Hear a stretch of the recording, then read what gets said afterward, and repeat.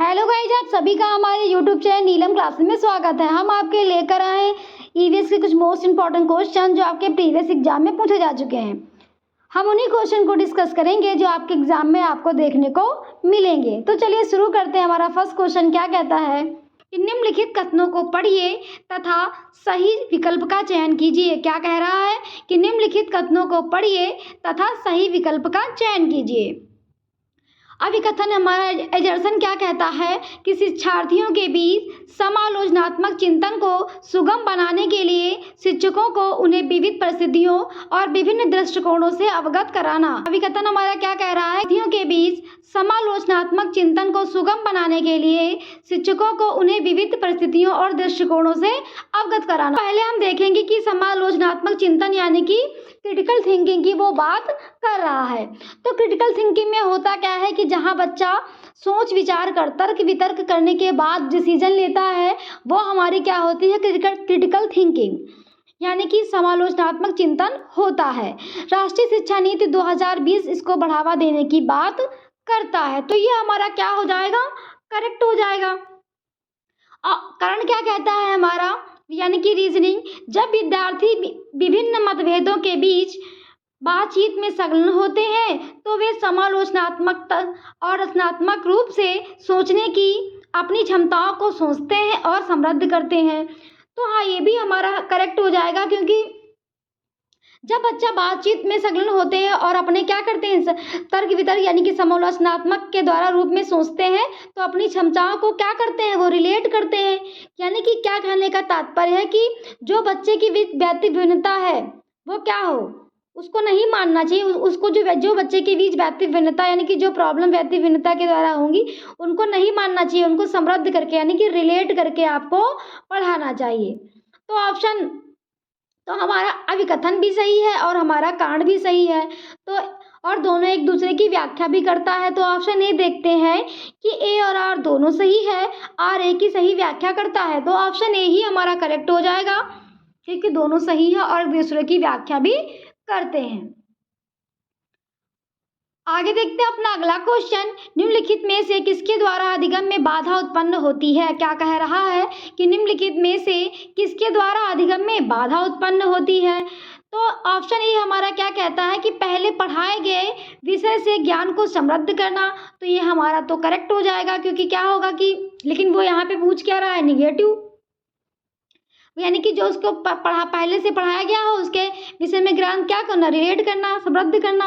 तो ये हमारा क्या हो जाएगा, करेक्ट हो जाएगा। ऑप्शन बी कहता है कि विद्यालय संस्कृत से विमुखता का भाव। तो ये हमारा इनकरेक्ट हो जाएगा, क्योंकि क्या हो जाए, स्कूल के कल्चर से अलग नहीं रखना चाहिए। स्कूल के कल्चर को क्या करना चाहिए, उसको उसमें शामिल करना चाहिए।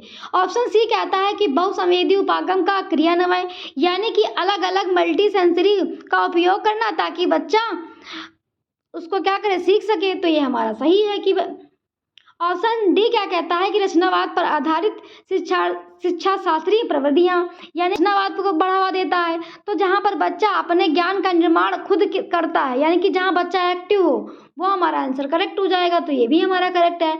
ऑप्शन बी हमारा इनकरेक्ट है, क्योंकि वही हमारा करेक्ट हो जाएगा क्योंकि पूछा ही निगेटिव था। तो ऑप्शन बी जो है वो हमारा करेक्ट है, क्योंकि वो निगेटिव ही पूछ रहा था। आगे देखते हैं अपना अगला क्वेश्चन, जल थीम से संबंधित सामाजिक सांस्कृतिक मुद्दों को प्रभावी ढंग से सीखा जा सकता है। क्या कह रहा है, जल थीम से संबंधित सामाजिक सांस्कृतिक मुद्दों को प्रभावी ढंग से सीखा जा सकता है। तो यानी कि क्या कह रहा है कि जल से संबंधित जो हमारे सामाजिक और सांस्कृतिक मुद्दे हैं, तो सामाजिक मुद्दा हमारा क्या है कि जल के बिना हम जीवित नहीं रह सकते, और जल एक ऐसा मुद्दा है जो देशों को जोड़ता है। तो ये क्या है हमारा सामाजिक मुद्दा। और सांस्कृतिक मुद्दा क्या है, सांस्कृतिक मुद्दा क्या है कि जल जो है पूजा, भाई जल की क्या करते हैं, पूजा करते हैं, जैसे गंगा जल। तो ये हमारा सांस्कृतिक मुद्दा है।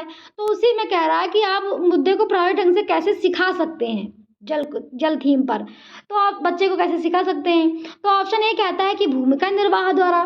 तो हाँ, यानी कि रोल प्ले द्वारा तो आप उसको सिखा सकते हैं। बाई क्लास में कोई रोल करा देंगे, मतलब कि जल को बचाना चाहिए और जल जो ज़्यादा खर्च करते हैं ऐसा रोल प्ले करा देंगे तो बच्चा उससे समझ जाएगा कि जल को क्या करना चाहिए, मतलब सेव करना चाहिए। तो ये हमारा करेक्ट है, भूमिका निर्वाह यानी कि रोल प्ले के द्वारा। ऑप्शन बी कहता है कि विद्यार्थियों के बीच वास्तविक संवाद, तो हाँ ये भी हमारा करेक्ट हो जाएगा। वास्तविक संवाद यानी कि रियल डायलॉग, डिबेट के द्वारा, वाद विवाद के द्वारा हम बच्चों को क्या करेंगे, सिखा सकते हैं। ऑप्शन सी कहता है क्षेत्र भ्रमण के द्वारा, तो ये भी हमारा करेक्ट हो जाएगा क्योंकि बच्चे को क्या करें, फील्ड ट्रिप पे ले जाएंगे कि जहाँ पे देखिए जल की बहुत आवश्यकता है, पानी वहाँ नहीं है, और कहीं अपने घरों में हम लोग बहुत से लोग होते हैं कि टंकी खुला करके छोड़ देते हैं, जो जल बहता रहता है। तो इन सब चीज़ों में क्या करेंगे, हम उसको ले जाएंगे क्षेत्र भ्रमण पे, और जहाँ पे जल की ज़्यादा आवश्यकता है उसको वहाँ पे दिखाएंगे। ऑप्शन डी कहता है कि प्रदर्शन और गृह कार्य द्वारा, तो होमवर्क की तो कोई बात ही नहीं की गई, तो ये हमारा इनकरेक्ट हो जाएगा, गृह कार्य के द्वारा नहीं। तो ऑप्शन ए, बी और सी हमारे तीनों करेक्ट हैं। अब हम ऑप्शन में देखेंगे तो ऑप्शन क्या कहता है, ए, बी और सी, तो हमारे यही तीनों क्या हो जाएंगे, करेक्ट हो जाएंगे। तो ऑप्शन ए हमारा करेक्ट है। आगे देखते हैं अपना अगला क्वेश्चन। ईवीएस पाठचर्या के अनुसार बच्चों से यह अपेक्षा की जाती है कि, क्या कह रहा है कि ईवीएस पाठचर्या के अनुसार बच्चों से यह अपेक्षा की जाती है कि, ऑप्शन ए कहता है कि वे दैनिक जीवन से संबंधित विभिन्न विषयों पर अपने निकटतम परिवेश विषयों के बारे में अपने अनुभव द्वारा जानकारी प्राप्त करें। तो ये तो हमारा करेक्ट हो जाएगा क्योंकि बच्चा अपने परिवेश से संबंधित विषयों की जानकारी या अनुभव जो अपने अनुभव द्वारा जानकारी प्राप्त करे, तो ये हमारा करेक्ट है। ऑप्शन बी कहता है कि वह निकटतम परिवेश के लिए प्राकृतिक नैसर्गिक जिज्ञासा को, सृजनात्मकता को पोषित करें। तो ये भी हमारा ऐसी हमारी पाठचर्या होनी चाहिए क्योंकि भाई जहाँ बच्चा एक्टिव हो करके सीखे। ऑप्शन सी कहता है कि वह निकटतम पर्यावरण में प्राकृतिक, भौतिक और मानव संसाधन के प्रति संवेदनशीलता का विकास करें। तो हाँ ऐसी भी पाठचर्या हमारी होनी चाहिए भाई। ऑप्शन डी कहता है कि वह पाठचर्या संरक्षण के लिए रैलियां और प्रदर्शन का आयोजन करे। तो ये हमारा इनकरेक्ट हो जाएगा, प्राथमिक क्लास का बच्चा है और प्रदर्शन और रैलियों की इसको संरक्षण करने की इसको जरूरत नहीं है। तो हमारा ए, बी और सी तीनों करेक्ट हो जाएंगे, डी हमारा इनकरेक्ट हो जाएगा। अब हम ऑप्शन में देखेंगे तो ऑप्शन ए में तो ए, बी है क्योंकि ए, बी इनको सी तीनों करेक्ट करने हैं, तो ऑप्शन सी जो है वो हमारा करेक्ट हो जाएगा। ए, बी और सी तीनों हमारे करेक्ट। आगे देखते हैं अपना अगला क्वेश्चन। निशा दृष्टिबाधित है तथा ईवीएस की कक्षाओं में बहुत रुचि लेती है। आप पहाड़ी क्षेत्रों में विद्यार्थियों को भ्रमण के लिए ले जा रहे हैं तथा निशा इस भ्रमण पर जाना चाहती है, आप क्या करेंगी। क्या कह रहा है कि निशा दृष्टिबाधित है तथा ईवीएस की कक्षाओं में बहुत रुचि लेती है। आप पहाड़ी क्षेत्रों में विद्यार्थियों को भ्रमण के लिए ले जा रहे हैं तथा निशा इस भ्रमण पर जाना चाहती है, आप क्या करेंगे। तो क्या कह रहा है क्वेश्चन हमारा कि एक बच्ची है जो दृष्टिबाधित, उसको दिखाई नहीं देता, वो ईवीएस की कक्षा में बहुत रुचि लेती है और भ्रमण पर जा रहे हैं, फील्ड ट्रिप पे जा रहे हैं, तो वो जाना चाहती है, तो आप क्या करेंगे क्योंकि उसको दिखाई तो देता नहीं है। तो ऑप्शन ए कहता है कि 4 से 5 विद्यार्थियों के समूह बनाएं तथा प्रत्येक समूह को यात्रा से संबंधित निर्धारित जिम्मेदारी सौंपें। तो ये तो हमारा करेक्ट हो सकता है क्योंकि भाई समूह बनाए, बच्चा जो है क्या हो, ग्रुप में सीखे। ऑप्शन ए जो है हमारा करेक्ट हो सकता है। आगे भी देख लेते हैं। उसके अभिभावक से कहें कि उसे मना करें क्योंकि पहाड़ी क्षेत्रों में उसे जोखिम है। तो ये तो हमारा इनकरेक्ट हो जाएगा क्योंकि क्या कहता है, समय विशेष शिक्षा हमारी क्या कहती है कि सभी को समान प्रकार से शिक्षा दी जाए, किसी को बाहर नहीं किया जा सकते, ग्रुप में शिक्षा दे, मतलब सामान्य बच्चा, मंदबुद्धि बच्चा और प्रतिभाशाली सबको क्या करें, एक समान शिक्षा प्रदान की जाए। तो ये हमारा इनकरेक्ट हो जाएगा, मना नहीं कर सकते बच्चे को। सभी क्या कहता है, सभी बच्चों को शामिल करके सिखाना चाहिए। ऑप्शन सी क्या कहता है कि उसके अभिभावक को सलाह दें कि वह उसे जाने की अनुमति ना दें। तो ये भी हमारा इनकरेक्ट हो जाएगा। बच्चे की हित की बात हो सीटेट में, यही आंसर हमारा करेक्ट होता है। ऑप्शन डी कहता है कि उसकी सबसे अच्छी मित्र को जिम्मेदारी सौंपें कि वह यात्रा के दौरान उसकी सुरक्षा का ध्यान रखे। तो ये भी हमारा इनकरेक्ट हो जाएगा क्योंकि मित्र को जिम्मेदारी, एक ही बच्चे को जिम्मेदारी सौंप दोगे क्योंकि वो तो अलग हो जाएगा। फिर होता क्या है कि सभी को ग्रुप में सभी एक समान शिक्षा प्राप्त करें। तो ऑप्शन ए जो है वही हमारा करेक्ट होगा क्योंकि क्या हो रहा है, समूह बनाए और प्रत्येक समूह को यात्रा से संबंधित जिम्मेदारी सौंपें, समूह में बच्चा सीख सकेगा। आगे देखते हैं अपना अगला क्वेश्चन। शिक्षक बच्चों को विभिन्न रंगों वाली चिकनी मिट्टी देकर कहती है कि उसके मन में जो आता है वह बनाए। इसके माध्यम से वह बच्चों में डैश को बढ़ावा देना चाहती है। क्या कह रहा है कि शिक्षक बच्चों को विभिन्न रंगों वाली चिकनी मिट्टी देकर कहती है कि उसके मन में जो आता है वह बनाए। इसके माध्यम से वह बच्चों में डैश को बढ़ावा देना चाहती है। ऑप्शन ए कहता है कि सृजनात्मकता को, ऑप्शन बी कहता है रटना, ऑप्शन सी कहता है असहयोग, ऑप्शन डी कहता है अनुशासनहीनता। तो अनुशासनहीनता की तो कोई बात ही नहीं, कह रही है कि मिट्टी दी है और जहाँ पे बच्चा एक्टिव हो, सक्रिय हो, करके सीखे, वह वो तो ये कह रही है ना, तो अनुशासनहीनता ही हमारा इनकरेक्ट हो जाएगा। और असहयोग नहीं हो, सहयोग के माध्यम से सीखे ना, अभी हमने आपको पिछले क्वेश्चन में बताया, तो ये भी हमारा इनकरेक्ट हो जाएगा। ऑप्शन बी कहता है रटना, तो रटने की तो कोई बात ही नहीं की गई सीटेड में। ऑप्शन ए हमारा करेक्ट हो जाएगा, सृजनात्मकता, यानी कि जहाँ पे बच्चा क्या हो, क्रिएटिविटी के द्वारा सीखे, वो हमारा आंसर क्या होता है, करेक्ट होता है। तो ऑप्शन ए हमारा करेक्ट हो जाएगा। आगे देखते हैं अपना अगला क्वेश्चन। वर्तमान पाठचर्या के अनुसार प्राथमिक स्तर का ईवीएस के उद्देश्य कौन से हैं? क्या कह रहा है, वर्तमान पाठचर्या के अनुसार प्राथमिक स्तर का ईवीएस के उद्देश्य कौन से हैं? तो ऑप्शन ए कहता है कि प्राथमिक सामाजिक और सांस्कृतिक वातावरण के बीच संबंधों का पता लगाने को प्रशिक्षित करना। तो हाँ, ये तो हमारा करेक्ट हो जाएगा, क्योंकि क्या हो, प्राकृतिक, सामाजिक और वातावरण से संबंधित चीजें हो। ऑप्शन बी, ऐसी हमारी पाठचर्या होनी चाहिए प्राथमिक स्तर पर। ऑप्शन बी क्या कहता है कि विद्यार्थियों को पर्यावरण संबंधी मुद्दों के बारे में जागरूक करना। तो अभी हमने आपको पिछले क्वेश्चन के में बताया, जहां अवेयरनेस की बात की, जागरूकता की बात की गई, वो हमारा ऑप्शन करेक्ट हो जाएगा। ऑप्शन सी कहता है कि पृथ्वी को मानव एवं अन्य जीवों रूपों के आवास के रूप में एक समझ विकसित करना। तो ये हमारा प्राथमिक क्लास का बच्चा है, उसको ज़्यादा जानकारी की जरूरत नहीं है कि पृथ्वी को मानव और अन्य रूपों के आवास के लिए। ऑप्शन डी कहता है कि ईवीएस के विभिन्न शिक्षा शास्त्र को समझना। तो विभिन्न शिक्षा शास्त्र को नहीं समझना, क्योंकि प्राथमिक क्लास का बच्चा है, दुनिया भर के उसको शास्त्र की जानकारी की जरूरत अभी नहीं है, क्योंकि बच्चा किस क्लास का है, प्राथमिक क्लास का है। तो हमारा ए सही है और हमारा बी सही है। अब हम ऑप्शन में देखेंगे, तो ऑप्शन ए कहता है केवल ए, ऑप्शन बी कहता है ए और बी दोनों। तो हमारा ऑप्शन बी करेक्ट हो जाएगा, क्योंकि ए बी हमारे दोनों सही थे। आगे देखते हैं अपना अगला क्वेश्चन। प्राथमिक स्तर पर पर्यावरण अध्ययन का उद्देश्य निम्नलिखित में से कौन सा हो सकता है? क्या कह रहा है कि प्राथमिक स्तर पर पर्यावरण का उद्देश्य निम्नलिखित में से कौन सा हो सकता है? तो ऑप्शन ए कहता है कि विशेष रूप से प्राकृतिक पर्यावरण के संबंधों में बच्चों की जिज्ञासा और रचनात्मकता को पोषित करना। तो अभी हमने आपको बताया कि जहां बच्चा जिज्ञासु हो, वो आंसर हमारा क्या है, ऑप्शन करेक्ट है। ऑप्शन बी कहता है कि पर्यावरण के मुद्दों के बारे में जागरूकता विकसित करना। तो ये भी हमारा करेक्ट है। ऑप्शन सी कहता है कि बच्चे को खोजबीन और व्यावसायिक गतिविधियों में शामिल करना। तो जहां बच्चा खोजबीन करके सीखे, वो तो हमने आपको बताया ही करेक्ट होता है। ऑप्शन डी कहता है कि बच्चों के ज्ञान के एक निश्चित निकाय के प्राप्तकर्ता के रूप में देखना। तो बच्चे के ज्ञान को एक निश्चित, यानी कि फिक्स की कोई बात ही नहीं होगी, और निश्चित निकाय के प्राप्तकर्ता के रूप में देखना, ये हमारा इनकरेक्ट हो जाएगा, क्योंकि जहाँ पे कोई चीज़ फिक्स हो और फिर प्राप्त करता, उसको नहीं बनाना है। तो ऑप्शन डी हमारा क्या है, हमारा इनकरेक्ट हो जाएगा। ऑप्शन ए, बी, सी और हमारे तीनों करेक्ट हो जाएंगे। अब हम ऑप्शन में देखेंगे, तो ऑप्शन ए कहता है कि ए, बी, सी, डी। तो जहाँ पे डी होगा वो हमारा इनकरेक्ट हो जाएगा। इसमें भी है, इसमें भी है। ऑप्शन बी हमारा करेक्ट हो जाएगा। ए, बी और सी तीनों सही है हमारे। आगे देखते हैं अपना अगला क्वेश्चन। एक ईवीएस शिक्षक के रूप में आप प्राथमिक कक्षाओं के लिए पाठ्य पुस्तक के चयन में किन मापदंडों को सबसे महत्वपूर्ण मानेंगे? क्या कह रहा है कि एक ईवीएस शिक्षक के रूप में आप प्राथमिक कक्षाओं के लिए पाठ्य पुस्तक के चयन में किन मापदंडों को महत्वपूर्ण मानेंगे? ऑप्शन ए कहता है कि पाठ्य पुस्तक में लिंग, जाति और धर्म से संबंधित कोई रूढ़वादिता नहीं होनी चाहिए। तो ये तो हमारा सही है, कि अगर कहता है कि होनी चाहिए तो हमारा इनकरेक्ट हो जाता, लेकिन वो कह रहा है कि जो जाति, लिंग, मतलब भेदभाव है, ये सब क्या नहीं होने चाहिए ना। तो ऑप्शन ए हमारा करेक्ट हो जाएगा, क्योंकि प्राथमिक कक्षाओं की पाठ्य पुस्तक की बात हो रही है।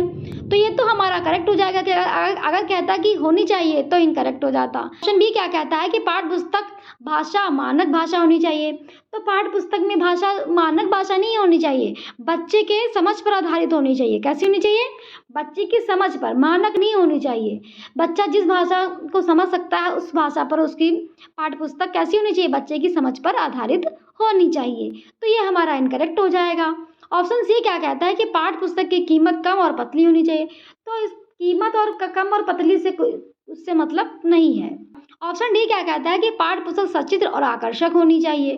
तो हमने आपको कई बार बताया है कि जो पाठ्य पुस्तक हो हमारी वो कैसी होनी चाहिए, सचित्र यानी कि जिसमें बड़े बड़े चित्र बने हो, आकर्षक होनी चाहिए। प्राथमिक क्लास का बच्चा है हमारा तो चित्र के माध्यम से जितना कलर, आजकल आप देख रहे होंगे कि हमारे पाठ्य पुस्तक हमारे यहाँ ऐसी आ रही है कि खूब कलरफुल है, जिनको बच्चा देखकर खुश होता है, उनको उसको सीखने में क्या होती है, सर में उसको क्या होती है, सहजता, वो बहुत अच्छे से उसको देखकर सीख जाता है। तो सहज हो, आकर्षक हो, ऐसी पाठ्य पुस्तक हमारी होनी चाहिए प्राथमिक स्तर पर। तो हमारा ए आंसर करेक्ट है और हमारा डी करेक्ट है।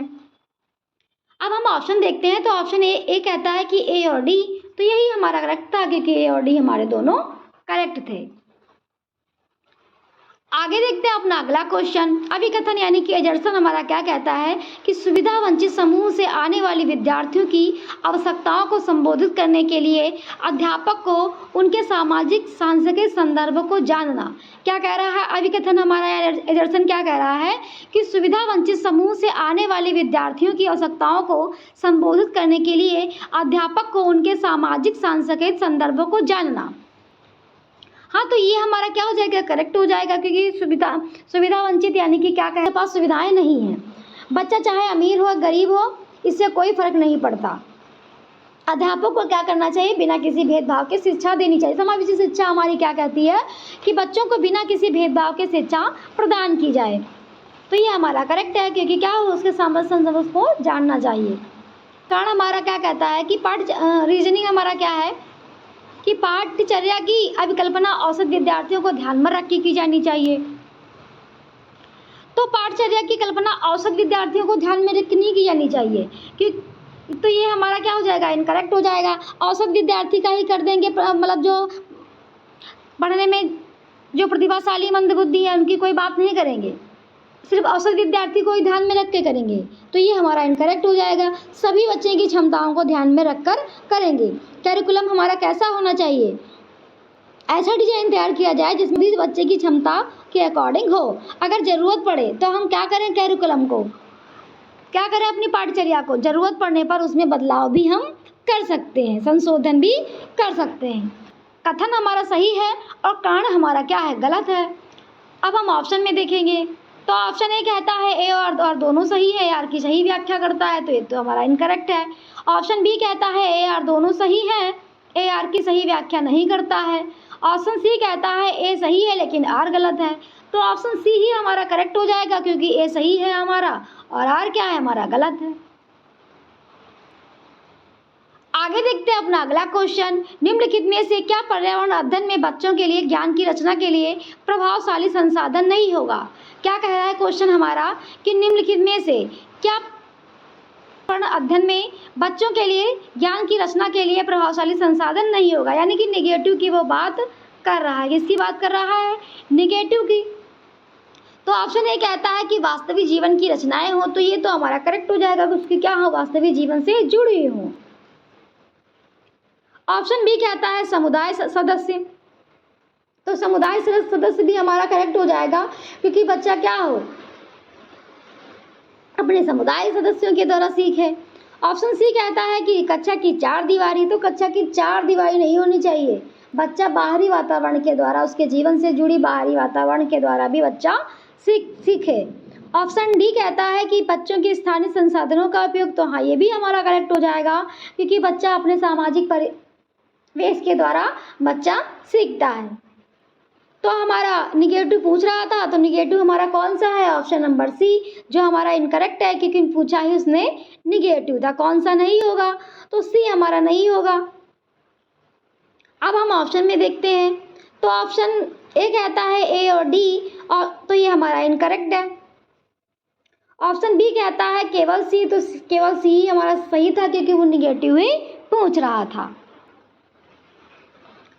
आगे देखते हैं अपना अगला क्वेश्चन। अभिकथन या दर्शन क्या कहता है कि विद्यालय में आने से पूर्व छोटे बच्चों में अपने परिवेश की समझ बनाने के सहज सिद्धांत मौजूद होते हैं। क्या कह रहा है अभिकथन हमारा कि विद्यालय आने से पूर्व छोटे बच्चों में अपने परिवेश की समझ बनाने के सहज सिद्धांत होते हैं, मौजूद होते हैं। तो हाँ, ये तो हमारा करेक्ट हो जाएगा, क्योंकि विद्यालय आने से पूर्व क्या होता है, बच्चा अपनी मातृभाषा, अपनी अनुभव, अपनी भ्रांतियों को लेकर ही विद्यालय आता है। जो हमारा एनसीईआरटी और शिक्षा नीति वो कहती है कि बच्चा खाली स्लेट नहीं है, बच्चा अपने घर से अनुभव, अपनी मातृभाषा को लेकर आता है, अपने अनुभव भ्रांतियों को लेकर के आता है। तो ये हमारा क्या है, करेक्ट है। कारण क्या कहता है कि इस प्रकार की समझ पूरी तरह अतार्किक है और इसे अनदेखी करनी चाहिए। क्या कह रहा है कारण, कि इस प्रकार की समझ पूरी तरह अतार्किक है और इनकी अनदेखी करनी चाहिए। तो अतार्किक नहीं है, तार्किक है, और अनदेखी तो करनी ही नहीं चाहिए। तो ये हमारा क्या हो जाएगा, इनकरेक्ट हो जाएगा। तो अब हम ऑप्शन में देखेंगे। ऑप्शन ए कहता है यार दोनों सही है, यार ए की सही व्याख्या करता है, तो ये हमारा इनकरेक्ट है। ऑप्शन बी कहता है कि ये यार दोनों सही व्याख्या है, यार की सही व्याख्या नहीं करता, तो ये भी करेक्ट है। ऑप्शन सी कहता है कि ए सही है परंतु आर गलत है, तो ऑप्शन सी ही हमारा करेक्ट हो जाएगा, क्योंकि ए सही है परंतु आर क्या है, हमारा गलत है।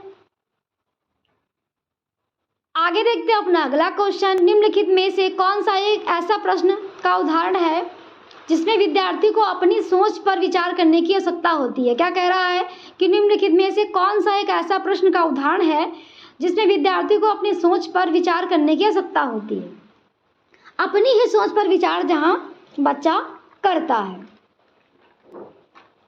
तो अपनी ही सोच पर विचार बच्चा कहाँ करता है, मेटाकॉग्निशन की यहाँ पे बात कर रहा है। उसमें होता क्या है, यह बच्चा अपनी सोच पर ही चिंतन करता है और उसके सभी पहलुओं को जानने की कोशिश करता है। वही क्या होता है, अपनी सोच पर विचार होता है।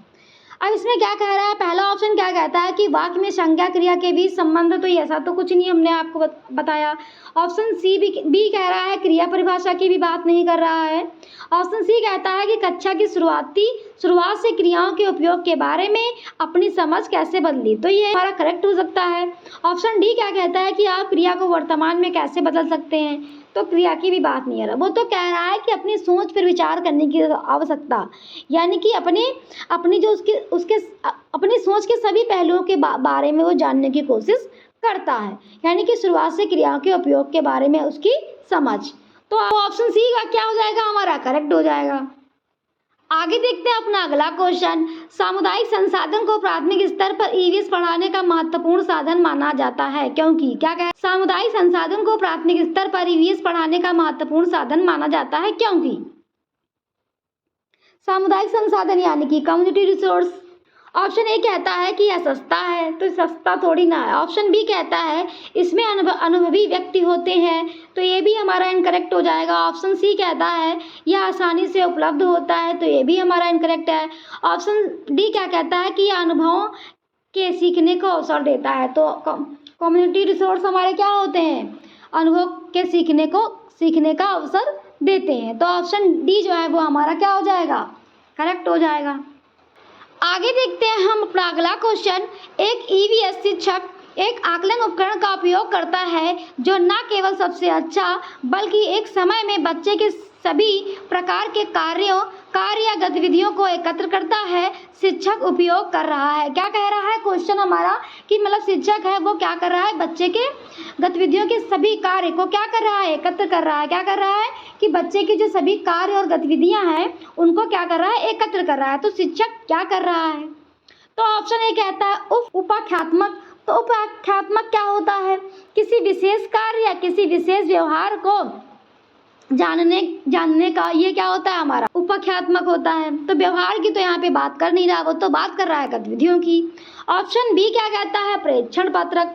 तो प्रेक्षण पत्रक क्या होता है, किसी घटना या वस्तु की स्थिति का ध्यानपूर्वक निरीक्षण करना, तो यहाँ पे घटना की कोई बात नहीं हो रही। ऑप्शन सी क्या कहता है, रूबिक। तो रूबिक हमने आपको बताया था कि मानकों पर आधारित होती है, जहाँ पे समेटिव असेसमेंट होता है, पास फेल की बात होती है, सही गलत की बात होती है, तुरंत मतलब निश्चित करना। ऑप्शन डी जो है वो हमारा करेक्ट हो जाएगा, क्योंकि एक कार्य और गतिविधियों को एकत्रित करना क्या कहलाता है, हमारा पोर्टफोलियो। क्या कहलाता है, पोर्टफोलियो। तो ये थे हमारे ईवीएस के कुछ मोस्ट इंपॉर्टेंट क्वेश्चन जो आपके प्रीवियस एग्जाम में पूछे जा चुके हैं। हमने उन्हीं क्वेश्चन को डिस्कस किया जो आपके एग्जाम में आपको देखने को मिलेंगे। अगर आपको हमारा चैनल पसंद आया हो तो प्लीज़ लाइक सब्सक्राइब करना मत भूलिएगा। Thank you.